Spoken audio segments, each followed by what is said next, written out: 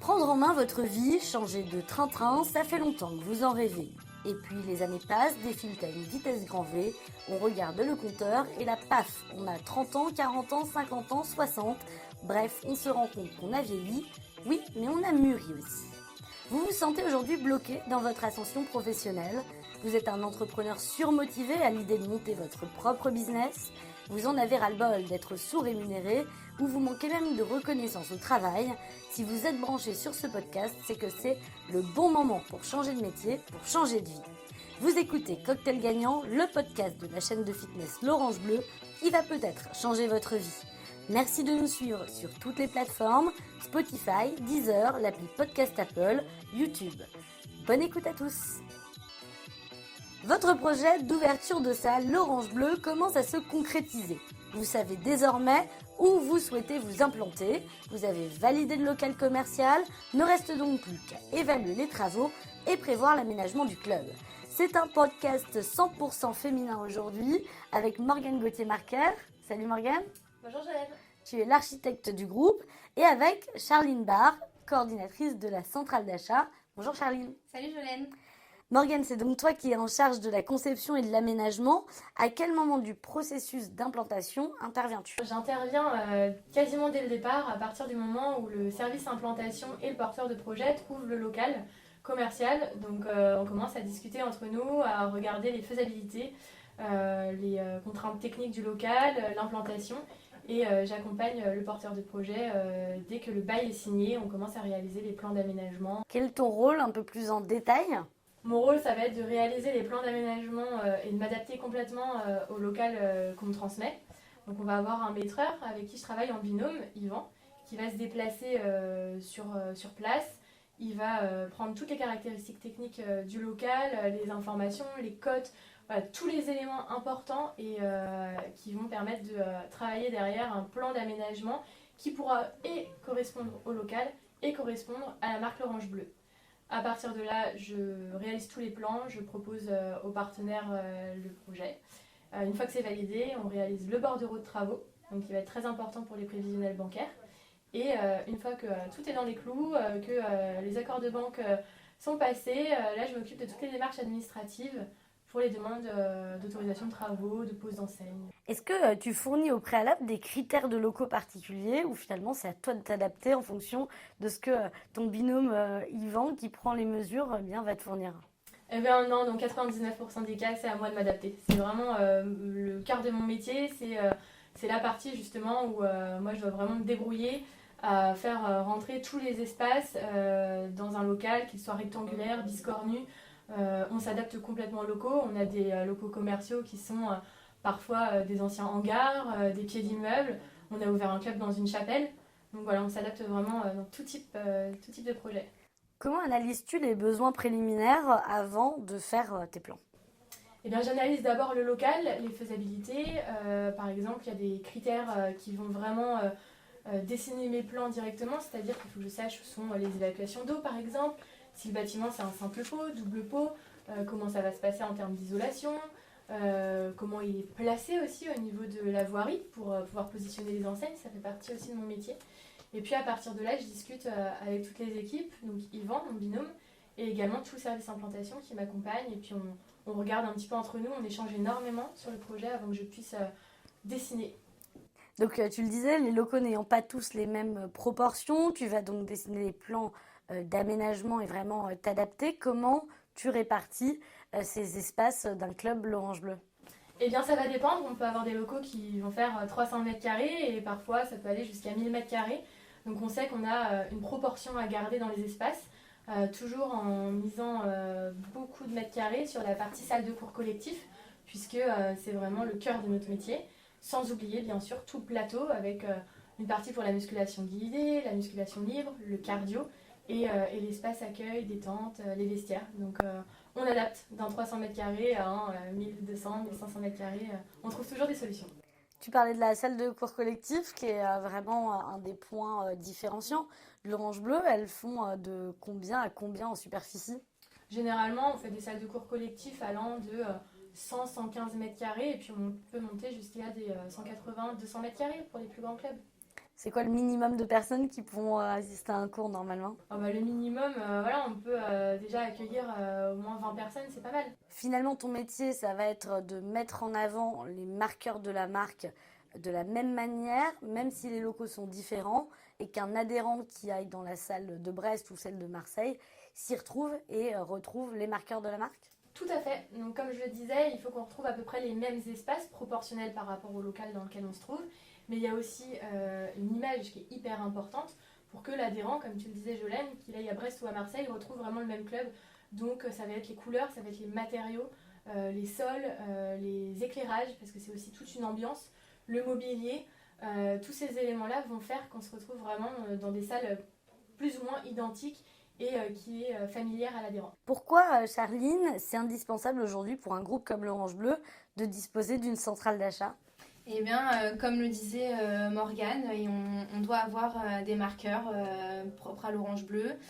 Donc nous, aujourd'hui, à la centrale d'achat, ça va être notre rôle d'aller chercher des fournisseurs, que ce soit pour les matériaux, pour le mobilier, pour le matériel aussi qu'on trouve en club. Voilà, c'est que tous nos clubs soient uniformes et aient les mêmes produits, donc que ce soit à Brest ou à Marseille. Quel est toi ton rôle au sein de l'Orange Bleu? Alors moi, la centrale d'achat, je vais déjà dans un premier temps m'occuper de la négociation avec les fournisseurs, donc trouver des fournisseurs, négocier un tarif, nous assurer de la fiabilité de celui-ci, et ensuite ça va être d'accompagner les gérants dans leur ouverture, donc dans le choix de leur matériel, les guider dans les matériaux et nous assurer que les livraisons soient faites dans les temps. Morgane, tu parlais avec Jarline des marqueurs de l'Orange Bleu. C'est quoi les grands marqueurs, à part, on imagine forcément les couleurs orange et bleu? Bah oui, mais pas que, parce que on avait dans les anciens clubs, on mettait beaucoup de orange et de bleu sur le plateau. On s'est rendu compte que finalement le orange et le bleu cohabitent pas forcément bien en termes de déco. Donc on bascule vraiment plus vers la présence du bleu dans nos clubs. Le orange se fait plus discret, il est présent seulement dans la salle de cours collectif. Sinon les marqueurs, et ben voilà, ça va être du mobilier qu'on retrouve sur la centrale, que vend Charline, du mobilier d'accueil qui est quand même très spécifique par rapport à la marque. Des luminaires aussi qui nous différencient de la concurrence. Et puis toujours retrouver plus ou moins les mêmes machines, les mêmes espaces comme on le disait. Donc voilà, les vestiaires, enfin on a plein de petits marqueurs un peu partout qui nous permettent de nous retrouver dans le même club, que ce soit n'importe où en France. On a bien compris tes contraintes qui peuvent être parfois de faire, entre guillemets, rentrer des carrés dans des ronds en fonction des plans qui te sont proposés. C'est quoi les difficultés que tu rencontres le plus régulièrement? C'est ça, tu l'as bien dit, c'est de faire rentrer des carrés dans des ronds. Non, les difficultés, ouais, c'est vraiment de pouvoir tout imbriquer. C'est donc au niveau du plan, ça va vraiment être cette difficulté-là. Et puis effectivement de respecter aussi au maximum le local en lui-même, parce que quand on arrive dans un local existant, comme je le disais, il faut vraiment essayer de s'approcher au maximum des évacuations d'eau, faire en fonction des ouvertures, ce genre de choses. Donc on essaye de s'adapter pour avoir un coût de travaux quand même minimisé et permettre à nos partenaires d'aller en banque avec un bordereau travaux moindre par rapport à son projet. Oui, parce que ça c'est important de l'expliquer. Finalement, sans tes plans, on ne peut pas faire le prévisionnel bancaire, Morgane. Exactement, c'est impossible. En fait, on ne peut pas aller en banque sans avoir eu de plan, parce que le plan permet au maîtreur de faire tout le bordereau de travaux. On a des tarifs négociés avec nos 3 sociétés de travaux référencées avec l'Orange Bleu, et du coup, on va pouvoir vraiment tout analyser, préparer un bordereau de prix très précis qui permet ensuite au service implantation de monter tout prévisionnel bancaire. La partie travaux est un des très gros postes avant l'ouverture. Et du coup, Charline, va falloir également aménager ce club. Quels sont les éléments inclus côté centrale d'achat dans le prévisionnel bancaire? Oui, tout à fait. Donc nous, le but en tout cas de la centrale d'achat, c'est que tous les éléments du club soient référencés donc sur la centrale. Donc ça passe par les matériaux, donc carrelage, parquet, la peinture. Donc dans le prévisionnel, on retrouvera aussi les machines qui en font partie et le mobilier. À quel moment les gérants doivent choisir justement le matériel qu'ils vont fournir à leurs adhérents? Alors généralement, il faut qu'ils aient choisi leur matériel avant d'aller en banque. Donc c'est un petit peu précipité, mais pour constituer également le prévisionnel, on a besoin de connaître le fournisseur afin de savoir sur une année combien leur coûtera leur investissement matériel. Oui, tu disais que ça arrivait tôt finalement dans le processus.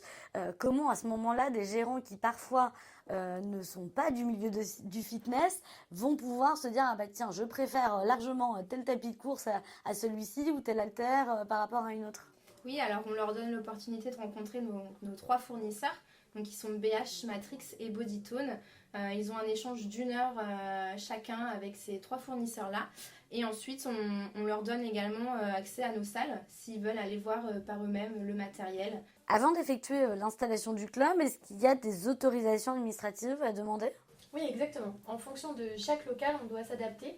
Donc il y a différentes autorisations en fonction du projet, mais dans les grandes lignes, on va avoir une demande d'autorisation de travaux qui va contenir une grosse liasse de plans pour présenter le projet, le avant, le après, la mise en sécurité des adhérents, l'accessibilité des personnes à mobilité réduite. Et cette liasse de plans va être accompagnée de notices, donc c'est des CERFA en fait, CERFA, notice accessibilité, notice de sécurité. On va également avoir une demande d'autorisation de pose d'enseigne. Donc là, il nous faut l'accord du bailleur, s'il y a un bailleur, et de la mairie.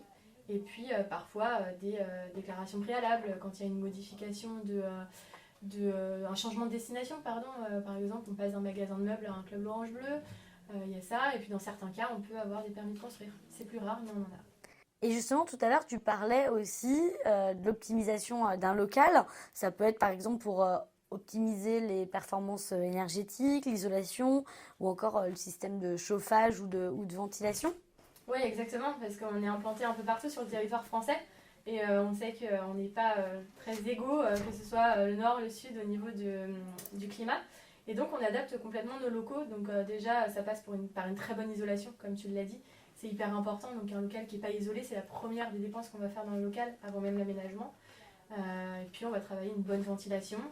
Et on travaille aussi beaucoup avec des clims réversibles qui permettent d'avoir chaud l'hiver et un peu plus froid l'été. Même s'il est censé faire chaud dans une salle de sport, s'il se dépense. Exactement, on ne chauffe pas trop parce que quand il y a pas mal d'adhérents en même temps, ça chauffe très vite. Du coup, Morgane choisit le design si je comprends bien, Charline les matériaux du coup, toi tu négocies aussi les tarifs? Oui, c'est ça. Donc, une fois que Morgane a choisi le design du produit, les matériaux qu'elle souhaitait mettre, donc nous, on recherche des fournisseurs, bien souvent aussi avec Morgane. On rencontre les fournisseurs, on a des cahiers des charges, il faut qu'on s'assure de la fiabilité de ce fournisseur-là, de la qualité de ses produits, du stock qu'il peut générer. Donc, on travaille beaucoup en binôme avec Morgane, par exemple, sur tout ce qui va être mobilier. Et comment vous les choisissez? Où est-ce que vous les trouvez, les fournisseurs? Justement, c'est un travail commun qu'on fait avec Charline. Moi j'aime bien avoir son avis sur tout ce qui est nouveau concept ou mise en place de nouveaux matériaux. Elle a souvent de bons conseils. Et puis ensuite, on les rencontre ensemble. Donc Charline, c'est les prix. Et moi, faut que ça me plaise au niveau des codes. On forme un bon binôme, je trouve. C'est ça. Est-ce qu'ils sont obligés de passer par la centrale d'achat pour les matériaux? Oui, tout à fait. La centrale d'achat, c'est vraiment notre force pour le réseau. Aujourd'hui, plus les partenaires jouent le jeu à passer via cette centrale d'achat, plus nous, on a de force de négociation auprès des fournisseurs. Et qui assure du coup le suivi des travaux? Eh bien, le suivi des travaux, il va être assuré un peu par le partenaire déjà, parce qu'il ne faut pas oublier que c'est son projet. Donc il faut vraiment qu'il soit concerné dès le départ par l'ouverture de son club. Il y a aussi les sociétés de travaux qui vont avoir un chef de chantier référencé. C'est des sociétés avec lesquelles on travaille depuis beaucoup d'années, donc elles ont l'habitude.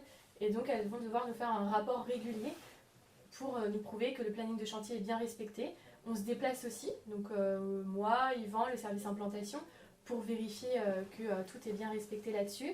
Et on a également les leaders régionaux qui sont nos yeux sur le terrain et qui nous permettent de nous remonter des informations si besoin.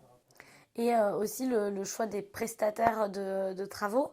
Tu disais c'est des sociétés avec qui vous avez une histoire de longue date? Pas tous, oui. Pour une société, c'est une société historique qui nous accompagne depuis, pas les débuts, pas 28 ans, mais depuis le début de la franchise. Après, on va avoir une deuxième société qui est référencée maintenant depuis, je dirais, 3-4 ans. Et la troisième société qui rentre tout doucement. Elle a eu ses premiers projets cet été et ça s'est très bien passé. Il y a un climat de confiance qui s'est instauré. Et du coup, j'espère qu'on va avoir une longue collaboration avec eux. On les choisit par différents critères, parce qu'il faut qu'ils puissent respecter déjà nos bordereaux de prix. On a des prix fixés par la marque, donc il faut que chaque société puisse adhérer à ces prix-là. Donc déjà, c'est la première des choses. Et une fois qu'elle a validé, on va leur donner un projet qui est un projet d'abord du groupe en direct. On ne les met jamais entre les mains d'un partenaire directement. On teste d'abord nous, voir si ça nous convient, si ça convient aussi à la société de travaux, parce que c'est dans les deux sens. Et à partir du moment où cette société est validée par le groupe, là on commence à lui donner petit à petit des projets d'ouverture de club. On a parlé évidemment aussi de l'aménagement intérieur du club. Ça concerne aussi le mobilier. C'est un pack d'office où le gérant va aussi devoir faire son choix, comme pour le matériel. Alors non, c'est pas vraiment un pack d'office, on s'adapte, mais en tout cas, chaque club doit avoir le même mobilier. Après, là où on va s'adapter, ça va plutôt être au niveau des quantités en fonction de la taille du local. Mais chaque club doit avoir la même accueil, le même vestiaire, voilà.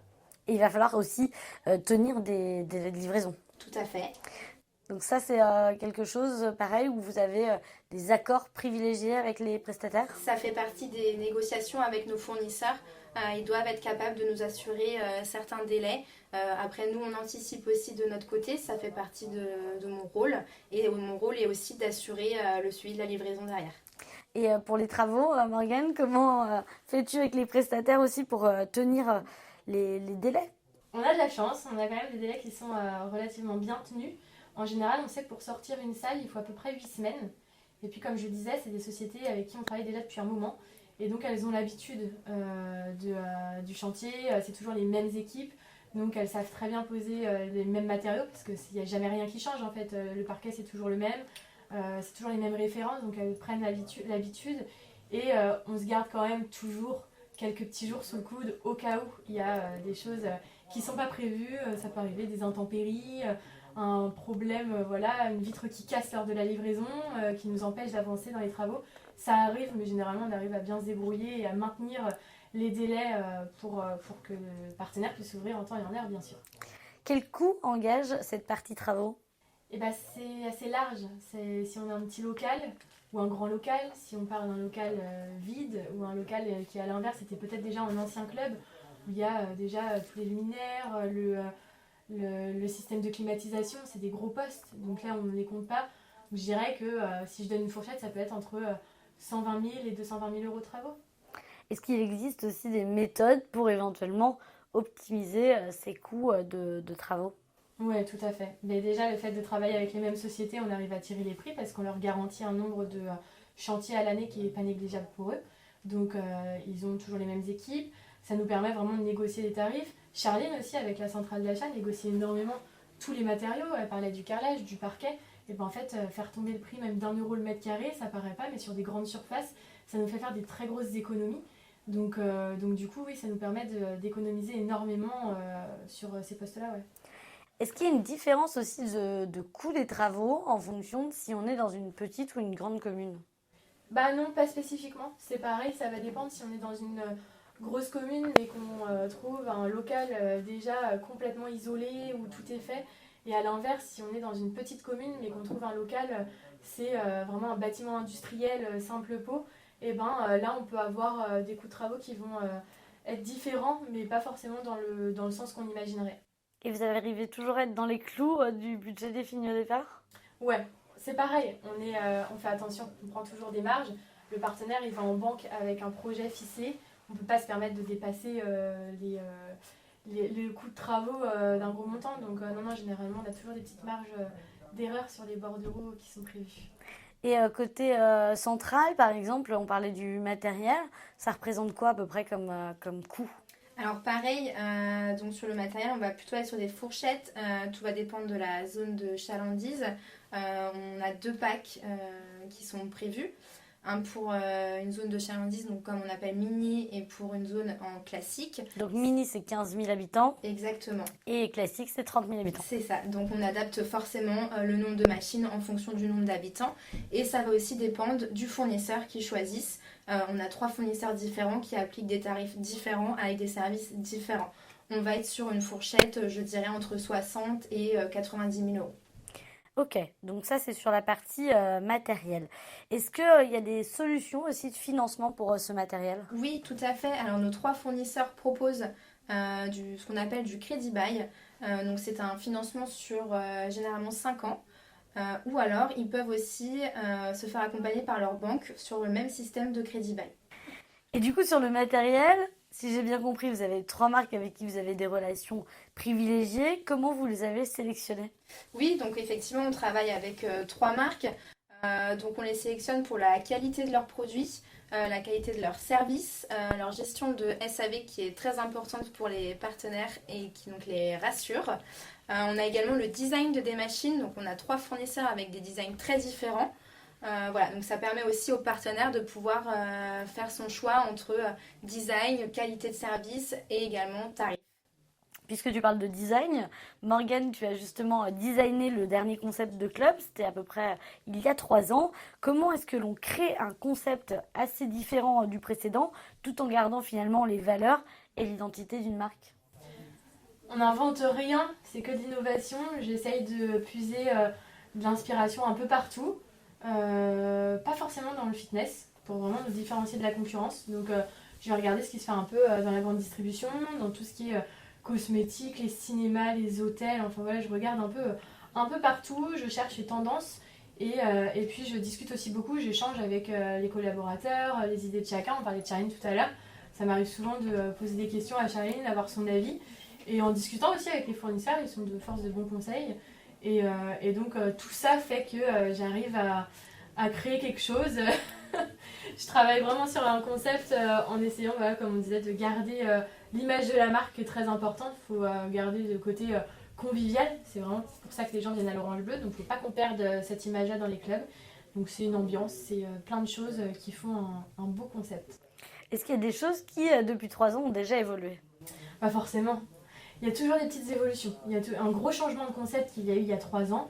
Et puis depuis, on adapte toujours des petites choses. Donc on va créer, par exemple, la dernière en date, c'est d'ouvrir la salle de cours collective davantage sur le plateau. Donc on va avoir des portes en verre plutôt que des portes pleines. Ça permet de voir un petit peu ce qui se passe dans la salle sans se sentir trop observé non plus. Voilà, ça c'est une petite innovation. C'est pas grand-chose, mais ça fait la différence. Et puis on va rajouter un petit luminaire, un petit truc, un nouveau mobilier aussi en fonction de la demande des partenaires. On écoute aussi beaucoup leurs besoins, ce qu'ils demandent, parce qu'ils sont vraiment sur le terrain. Et du coup, voilà, tout ça fait qu'on évolue petit à petit. Tu parlais des gérants, en parlant des partenaires. Justement, les gérants qui montent leur premier club, c'est un aboutissement. Ils sont comment au moment des travaux? Ils sont stressés, ils sont rassurés parce que le réseau est là pour les accompagner? Ils sont très stressés, mais on est là pour les rassurer. C'est plutôt ça. Non, oui, c'est normal. Ils sont stressés parce que c'est pour beaucoup le projet d'une vie. Donc nous, on est là pour les accompagner du mieux possible. Et je pense qu'on y arrive bien parce que voilà, tous les services sont autour d'eux. Il y a le service implantation, la centrale d'achat, moi mon service architecture, la communication digitale, enfin je ne vais pas tous les citer, mais on est tous présents pour faire de sorte qu'ils fassent une belle ouverture et on les accompagne aussi après bien sûr. Et puis forcément un peu d'impatience aussi à ce que ça soit concret. Bah ouais, c'est de l'adrénaline, c'est excitant, c'est beaucoup de stress, mais ils sont très excités et c'est vrai que les travaux ça concrétise vraiment le projet papier quoi. Et toi, tu te cales du coup sur les plans de Morgane aussi pour aider les gérants à aménager l'intérieur du club? Oui, c'est ça. En fait, avec Morgane, on fait régulièrement des points toutes les deux. Donc Morgane me montre les plans qu'elle a prévus pour le club. Et ensuite, on se cale pour faire le devis mobilier, aménagement sur ces plans-là. Est-ce qu'il y a des imposés, je sais pas, 3 vélos, 4 tapis de course, 30 tapis de sol? Alors ça va plutôt être des préconisations.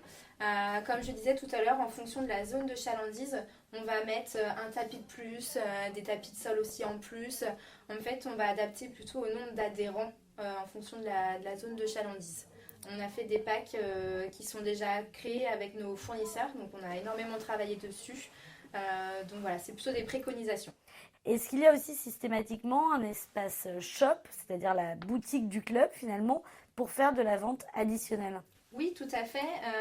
Donc dans le nouveau concept, justement, Morgane a créé un espace boutique où on peut y retrouver donc, des goodies, du textile, nouveauté depuis 2 ans, et également toute une gamme de nutrition. Et là aussi, ce sont des relations privilégiées avec certains fournisseurs? Oui, tout à fait. Donc nous, sur la centrale d'achat, on référence un certain nombre de fournisseurs. L'idée n'est pas d'avoir 50 fournisseurs, il faut qu'on travaille avec certaines marques déjà pour notre image et pour la force de négociation derrière. Tu as une idée de ce que peut représenter justement en moyenne la vente additionnelle pour un club? Alors ça va être très variable, mais on estime entre 5 et 10% du chiffre d'affaires. Là, j'ai une question du coup pour toutes les deux. Vous intervenez donc sur les ouvertures. Est-ce que vous intervenez aussi quand le club est ouvert? Ouais, on intervient quand le club est ouvert. Moi, ça va être sur la partie refit. Donc, quand on a un club qui est un peu vieillissant, je veux dire, on rentre aujourd'hui dans un Orange Bleu qui a 10 ans, bah voilà, il est grand temps de faire quelque chose, c'est normal. Les modes passent, les choses évoluent, le client est beaucoup plus exigeant aussi. Et donc, pour ça, on retravaille l'aménagement. Ou alors, simplement parfois, juste les peintures, le sol, le mobilier. Et donc, on travaille toutes les deux sur cette partie pour proposer le nouveau concept au partenaire dans son club existant. Et du coup, donc, ça peut être aussi dans le cas d'un déménagement, si je comprends bien. Exactement, c'est le même principe. Charline, sur le rachat de matériaux, de matériel, de produits pour l'espace shop, finalement, il y a des commandes en permanence sur la centrale. Oui, tout à fait. Même une fois ouvert, le club a sans cesse des besoins. On peut se rendre compte qu'il manque par exemple des haltères ou il manque des textiles, des produits de nutrition. Donc nous, notre rôle, c'est de continuer à accompagner les partenaires, même lorsqu'ils sont ouverts. Comme le disait Morgane aussi tout à l'heure, le concept, il évolue. Donc le temps que chaque club se mette au nouveau concept, on les accompagne également. Du coup, c'est valable aussi pour le matériel qui peut être vieillissant, une machine qui a besoin d'être remplacée au bout de quelques années. Oui, tout à fait. Donc on a aussi des équipes sur le terrain donc, qui sont là pour recenser les besoins des partenaires. Donc effectivement, si le matériel est vieillissant, donc nos équipes sont là pour les accompagner, les guider sur le choix de leurs fournisseurs. Et tout comme pour une ouverture, nos fournisseurs peuvent aussi accompagner dans le financement de ces projets-là. Et d'ailleurs, comment ça se passe? Il y a un site où les gérants vont pouvoir retrouver tout ce qui est vendu sur la centrale d'achat?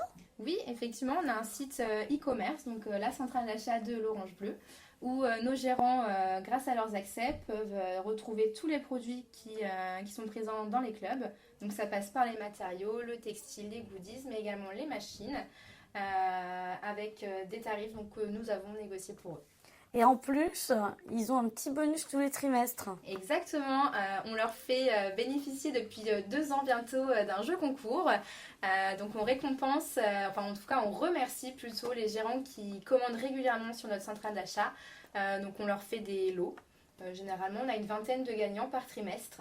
Donc, on a des gérants qui ont gagné des croisières, des séjours au ski, mais c'est également des bons d'achat, des activités qu'ils peuvent faire en famille. Donc, voilà, généralement, ils sont très contents de gagner ces lots. Du coup, mesdames, vous connaissez le concept du podcast Cocktail Gagnant. On arrive à la fin de cet entretien. Je vais donc vous demander à chacune votre cocktail gagnant. Quel est le tien, Morgane, pour l'aménagement du local, pour l'ouverture d'un club de fitness l'Orange Bleu? Pour pouvoir ouvrir un club l'Orange Bleu, pour moi le cocktail gagnant, c'est déjà la première chose, c'est de faire confiance aux équipes, de se laisser guider. On est vraiment là pour accompagner les partenaires. On a l'habitude et on les accompagne tout au long de leur projet. C'est également d'avoir un bon prévisionnel bancaire, parce que tout part de là finalement, c'est vraiment l'investissement du club. Et puis d'avoir du stress, mais du bon stress, c'est plutôt de l'adrénaline, parce que c'est très excitant, c'est une belle période et faut être à fond pour l'ouverture, c'est tout. Et du coup, Charline, quel est ton cocktail gagnant pour équiper son club de fitness l'Orange Bleu? Et bien pour moi, le cocktail gagnant, c'est de se rendre régulièrement sur la centrale d'achat. Elle est alimentée vraiment de manière régulière avec des nouveautés, des nouveaux produits, des nouveaux fournisseurs aussi parfois. Et puis d'aller régulièrement sur la centrale d'achat, comme je le disais tout à l'heure, ça vous permet de gagner des cadeaux. Ah, voilà une belle touche pour terminer en tout cas. Merci à toutes les deux d'avoir été avec nous. Merci beaucoup Jolène. Merci à toi Jolène. Et puis surtout, merci à vous d'avoir écouté Cocktail Gagnant, le podcast qui va peut-être changer votre vie. Rendez-vous dans 2 semaines pour un nouvel épisode sur toutes vos plateformes de podcast préférées. Et d'ici là, n'oubliez pas, c'est à vous de réveiller l'entrepreneur qui sommeille en vous.